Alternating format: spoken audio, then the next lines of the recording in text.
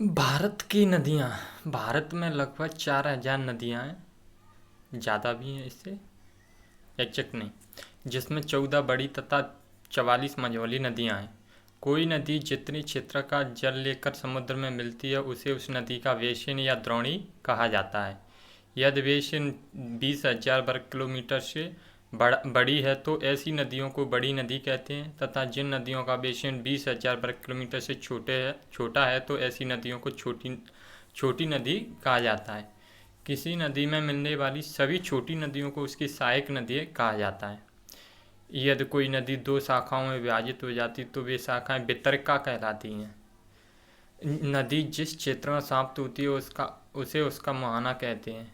मैदानी क्षेत्रों से प्रवाहित होने वाली नदियां अपने साथ शिष्ट या गाद लेकर चलती हैं तथा समुद्र तट पर इस शिष्ट से डेल्टा का निर्माण करती हैं। गंगा ब्रह्मपुत्र द्वारा निर्मित सुंदरबन डेल्टा विश्व का सबसे बड़ा डेल्टा है, जिसका क्षेत्रफल है 10,000 वर्ग किलोमीटर लगभग में। तो ये क्वेश्चन बहुत बार आया, गंगा ब्रह्मपुत्र द्वारा निर्मित सबसे बड़ा डेल्टा कौन सा है, तो कौन सा है, सुंदरबन डेल्टा। यदि नदी पथरीले इलाके से प्रवाहित होती है तो डेल्टा के स्थान पर एस्चुरी का निर्माण करती है। नर्मदा तथा ताप्ती एस्चुरी का निर्माण करती है। इस क्वेश्चन को याद रखें, कौन सी नदियाँ एस्चुरी का निर्माण करती हैं, नर्मदा और ताप्ती एस्चुरी का निर्माण करती हैं। यदि नदी पथरीले इलाके से प्रवाहित होती है तो डेल्टा के स्थान पर प्रवाहित होती है, एस्चुरी का निर्माण करती है। यदि नदी दो पर्वतों के मध्य प्रवाहित होती है तो रिफ्ट वैली का निर्माण करती है, जैसे नर्मदा नदी करती है, बिंद और सतपुड़ा के बीच में बहती है तो रिफ्ट वैली में होकर बहती है। नदी दिन प्रतिदिन इसे गहरा करती जाती है जिसे गॉर्ज कहते हैं। नर्मदा नदी बिंद और सतपुड़ा के मध्य रिफ्ट वैली का निर्माण करती है। ठीक। चम्बल नदी अपने मार्ग में महाखंड का निर्माण करती है। यह अत्यधिक भूमि कटान के लिए जानी जाती है जो मुरैना क्षेत्र में है। कोसी नदी पथ विचलन के लिए जानी जाती है। यदि कोई पहाड़ नदी के प्रवाह को प्रवाहित करता है तो इसे जल विभाजक कहते हैं, जैसे बिंद और पश्चिम तट जल विभाजक के रूप में जाने जाते हैं। अरावली और पश्चिमी घाट प्रसिद्ध जल विभाजक हैं। भारत की 77%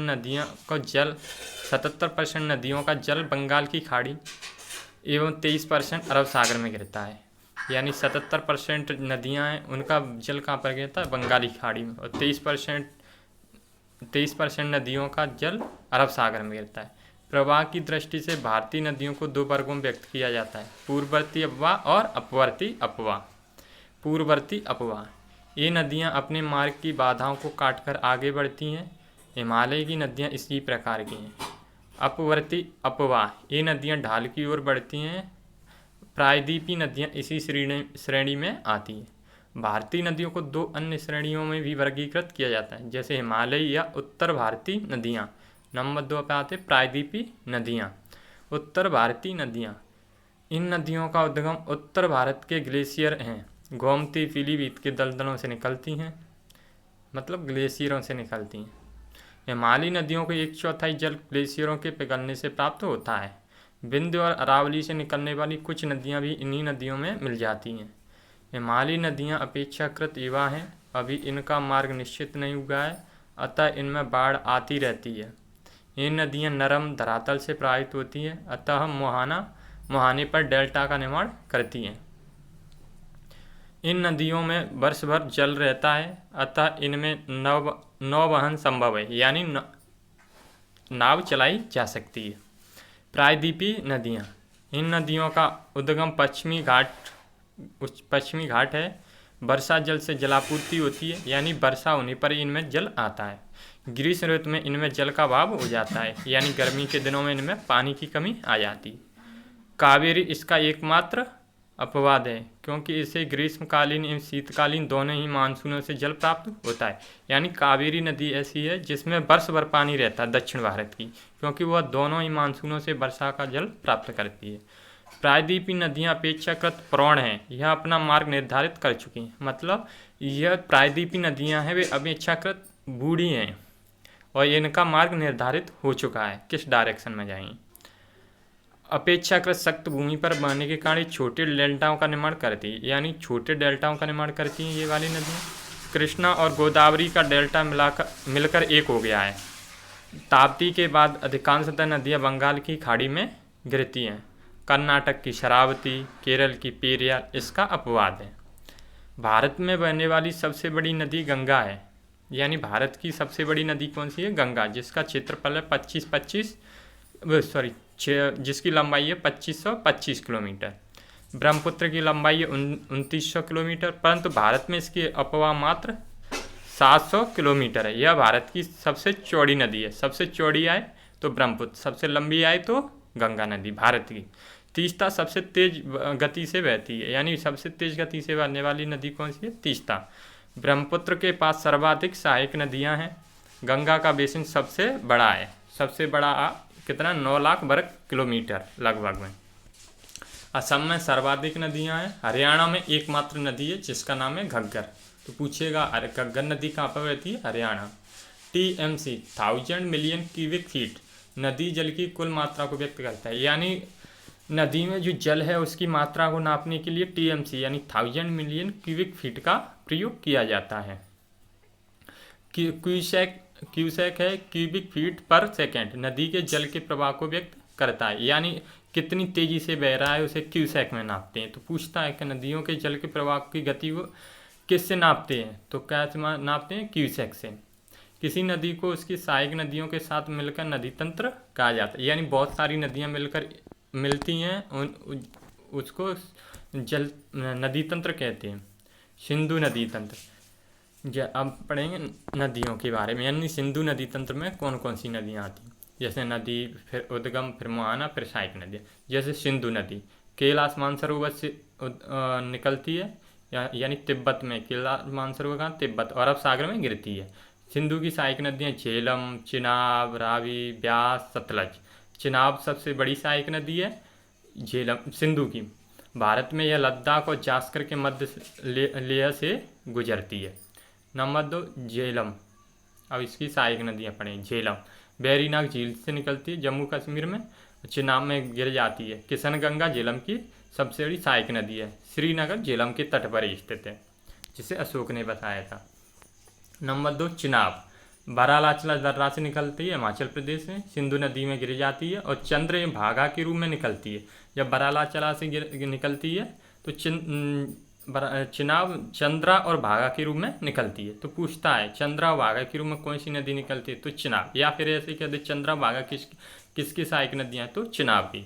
जम्मू चिनाब के तट पर स्थित है। यानी श्रीनगर झेलम पर, जम्मू चिनाब पर स्थित है। रावी रोहतांग दर्रे से निकलती है हिमाचल प्रदेश से और चिनाब में गिर जाती है। और लाहौर रावी नदी के तट पर ही स्थित है। यानी पाकिस्तान का शहर है लाहौर, वो रावी नदी के तट पर स्थित है। ब्यास रोहतांग दर्रे से निकलती है भी हिमाचल प्रदेश में और हरके बैराज के पास सतलज नदी में गिर जाती है। यानी हरके बैराज के पास ये सतलज में गिर जाती है। हरके बैराज से इंदिरा गांधी निकाली गई है। यानी पूछता है हरके बैराज से कौन सी नहर निकाली गई है? तो इंदिरा गांधी नहर। सतलुज नहर राजस्थान से निकलती है और ये भी तिब्बत से निकलती है। यह चिनाब की सहायक नदी है जो चिनाब में ये पाकिस्तान में गिरती है। ठीक, भाखड़ नागल बांध सतलज नदी पर ही बना है। पूछेगा भाखड़ नागल बांध कौन सी नदी पर है? सो सतलज नदी पर। ये थी ब्रह्मपुत्र सिंधु नदी की सिंधु नदी तंत्र की नदियाँ। अब पढ़ें गंगा नदी तंत्र। गंगा नदी तंत्र में गंगा सबसे पहले गंगोत्री से निकलती है और बंगाल की खाड़ी में गिर जाती। सहायक नदियाँ बाएं तट से आएगी रामगंगा, शारदा को ही सरयू कहा जाता है, घाघरा, गंडक, बूढ़ी गंडक, कोसी और महानंदा। दाएं तट से आएगी यमुना, टोंस को ही कहा जाता है तमसा, सोन और दामोदर। वैसे इसमें आ जाओ गंगा उद्गम के समय भागीरथी के नाम से जानी जाती है। ठीक, देवप्रयाग में अलकनंदा के मिलने से गंगा का जन्म होता है। इस नदी को 3 भागों में व्यक्त किया गया। यानी देवप्रयाग में अलकनंदा और भागीरथी दोनों मिल जाती है, फिर इसका नाम पड़ जाता है गंगा नदी। इस नदी को 3 भागों में व्यक्त किया जाता है। जैसे सहारनपुर तक ऊपरी गंगा, सहारनपुर से बनारस तक मध्य गंगा, बनारस से गंगा सागर तक निम्न गंगा कहा जाता है। बंगाल में गंगा 2 शाखाओं में व्यक्त हो जाती है। भारत में भागीरथी, हुगली तथा बांग्लादेश में पद्मा के नाम से जाना जाता है। पूछा जाता है बांग्लादेश में गंगा को किस नाम से जाना जाता है? तो पद्मा के नाम से। पद्मा और ब्रह्मपुत्र की जगह जमुना कर लेना, क्योंकि ब्रह्मपुत्र भी बांग्लादेश में जाकर जमुना के नाम से जानी जाती। तो पद्मा और जमुना के मिलने से मेघना का उदय हुआ है।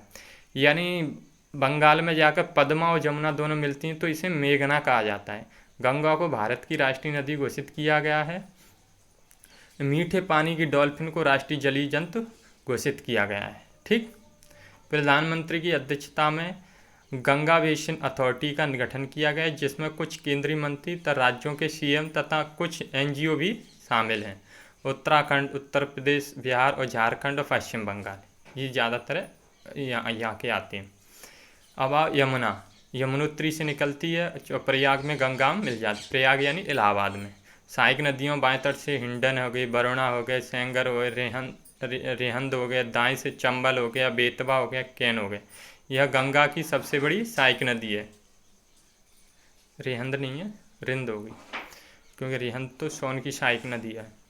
रामगंगा में जैसे रामगंगा में गढ़वाल हिमालय से निकलती, कन्नौज में गंगा मिल जाती। रामगंगा तराई की डिस्टिलरी और शुगर मिल्स का गंदा पानी गंगा में मिला देती है। यानी ये रामगंगा है, वह गंगा में गंदा पानी मिला देती है। शारदा या सरयू मिलाप ग्लेशियर से निकलती है, कैमाऊ हिमालय से। ये बहराम घाट में गंगा में मिल जाती है। सहायक नदियों इसकी सहायक नदियों घाघरा है, सरयू की सहायक नदी घाघरा है। यह काली, सरयू और गौरी गंगा के नाम से भी जानी जाती। तो शारदा या सरयू कौन से? काली के नाम से, सरयू के नाम से, गौरी गंगा के नाम से जानी जाती। घाघरा मापचा चुंगी से निकलती है, गंगा में मिल जाती है। राप्ती और शारदा इसकी सहायक नदियाँ हैं। मापचा चुंगी यह टांस हिमालय में आता है और गंगा में ये कहाँ पर मिलती है? छपरा, बिहार में। गंडक नेपाल हिमालय से निकलती है, बिहार में सोनपुर में यह मिल जाती है। नेपाल में नारायणी और शालिग्राम नामों से भी जाना जाता है। यानी पूछेगा तो नेपाल में नारायणी और शालिग्राम नामों से कौन सी नदी को जाना जाता है? तो गंडक नदी को। कोसी पूर्वी नेपाल से निकलती है, गंगा में मिल जाती है।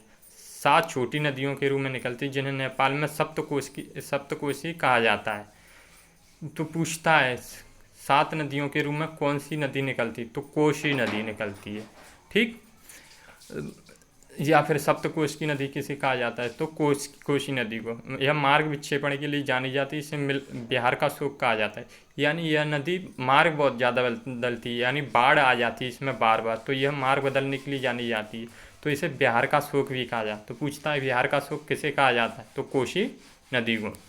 गोमती नदी पीलीभीत का दलदली क्षेत्र है, वहाँ से निकलती है और गाजीपुर में गंगा में मिल जाती है। और सहायक नदी में बरना हो गई, सही हो गई। लखनऊ और जौनपुर गोमती नदी के तट पर बसे हैं। तो पूछेगा लखनऊ और जौनपुर कौन सी नदी के तट पर बसे हैं? तो गोमती नदी के तट पर। सोन अमरकंटक के पठार से निकलती है, पटना में गंगा में मिल जाती है। रेहंद इसकी सहायक नदी है। सोन, स्वर्ण और रामगंगा में सोने के कण पाए जाते हैं। ठीक। तो पूछता है सोने के कण कौन सी नदी में पाए जाते? सोन में स्वर्ण रेखा में और रामगंगा में। सोन मध्य प्रदेश से अमरकंटक से निकलती। ठीक। दामोदर छोटा नागपुर के पठार से निकलती है और उगली नदी में गिर जाती है। सहायक नदी में जमुनिया आती है। बंगाल का शोक कहा जाता है, जैसे बिहार का शोक कोसी कहा जाता है, तो बंगाल का शोक दामोदर नदी कहा जाता है। टोंस या तमसा कैमूर की पहाड़ियों से निकलती है, कैमूर की पहाड़ियों से निकलती है। इलाहाबाद गंगा मिल जाती है। बीहड़ जलप्रपात इसी नदी पर बना है, बीहड़। ठीक। चंबल जानापाव पहाड़ी काकरीवडी पहाड़ी, जानापाव में काकरीवडी पहाड़ियों से निकलती है और यमुना में मिल जाती है। मऊ कस्बा जो जानापाव कहाँ पड़ता है? मऊ में पड़ता है। मऊ कहाँ पड़ता है? इंदौर में, मध्य प्रदेश में। सहायक नदी काली सिंध हो गया, पार्वती हो गए, बनास हो गया और एक और सहायक नदी क्षिप्रा जिस पे माँ कालेश्वर स्थित है, उज्जैन में। चूलिया जलप्रपात इसी नदी पर स्थित है। चंबल घड़ियालों के लिए जानी जाती है। तो पूछता है चूलिया जलप्रपात कौन सी नदी पर? चंबल पर। घड़ियालों के लिए कौन सी नदी जानी जाती? चंबल। चंबल कहाँ से निकलती? जानावा पहाड़ियों से। किस में मिल जाती? यमुना में। ठीक। बेतवा रायसेन से निकलती है। रायसेन का विंध्य पर्वत में आता है। हमीरपुर में यमुना मिल जाती है, हमीरपुर उत्तर प्रदेश में। ओरछा, ओरछा पर्यटन स्थल है मध्य प्रदेश का, वो निमाड़ी जिले में आता है। ओरछा मध्य प्रदेश बेतवा नदी के तट पर स्थित है। तो पूछता है ओरछा किस नदी तट पर स्थित है, तो बेतवा नदी के। कैन, विंध्य पर्वत से निकलती है और बांदा में यमुना मिल जाती है। बांदा आता है उत्तर प्रदेश का एक जिला है। ब्रह्मपुत्र, अब पढ़ेंगे ब्रह्मपुत्र नदी तंत्र। तिब्बत में कैलाश मानसरोवर से निकलती है, बंगाल की खाड़ी में गिर जाती है। सहायक नदियाँ दाएं से तीस्ता, मानस, धनसिरी, गंगा, बाएं से बराक आती है। ठीक, ब्रह्मपुत्र विभिन्न क्षेत्रों विभिन्न नामों से भी जानी जाती है। तिब्बत में सांगपो, पूछता है तिब्बत में ब्रह्मपुत्र क्या जाता है, सांगपो। अरुणाचल प्रदेश में दिहांग, असम में लोहित, बांग्लादेश में जमुना। सर्वाधिक सहायक नदियाँ ब्रह्मपुत्र की हैं। विश्व का सबसे बड़ी नदी द्वीप माजुली इसी में स्थित है। ठीक, इसको सुधार लेना, माजुली कर लेना। माही, अरावली पहाड़ियों से निकलती है और खम्बात की खाड़ी में गिर जाती है। लूनी, अरावली पहाड़ी अजमेर से निकलती है और कच्छ का रण में गिर जाती है। तो सहायक नदी है जवाई राजस्थान, इसकी सहायक नदी है लूनी की, जवाई राजस्थान में। ठीक, तो पूछता है कच्छ के रण में कौन सी नदी लुप्त हो जाती, तो लूनी नदी, ये बहुत बार पूछा गया। साबरमती, अरावली पहाड़ी अजमेर से निकलती है और खम्बाती खाड़ी गुजरात में गिर जाती है। अहमदाबाद इसी के तट पर स्थित है। तो पूछेगा अहमदाबाद किस नदी तट पर स्थित है, तो साबरमती नदी के तट पर स्थित है। महानदी, सिहोंगा पहाड़ी से निकलती है। सिहोंगा पहाड़ी अब एमपी में नहीं, अब छत्तीसगढ़ में आता है। बंगाल की खाड़ी में गिर जाती है। कटक महानदी के तट पर स्थित है। तो पूछेगा कटक किस नदी के तट पर स्थित है, तो महानदी। ब्राह्मणी, छोटा नागपुर पठार से निकलती है और बंगाली खाड़ी में गिर जाती है। राउरकेला इसी के तट पर स्थित है। राउरकेला उड़ीसा में आता है। ठीक, स्वर्ण रेखा, छोटा नागपुर पठार से निकलती है, बंगाली खाड़ी में गिर जाती है। जमशेदपुर इसी के तट पर स्थित है। ठीक, तो जमशेदपुर कौन सी नदी तट पर स्थित है, स्वर्ण रेखा नदी के तट पर। जमशेदपुर झारखंड में स्थित है। ठीक, नर्मदा, अमरकंटक पठार एमपी से निकलती है, खम्बाती खाड़ी में गिर जाती है। सहायक नदियाँ तवा आती है। वैसे 41 इसकी सहायक नदियाँ, सबसे प्रमुख में तवा है। नर्मदा अनेक प्रपातों के लिए जानी जाती है। कपिल धारा हो गए, दुग्ध धारा, धुआंधार, ये जलप्रपात हैं नर्मदा नदी के।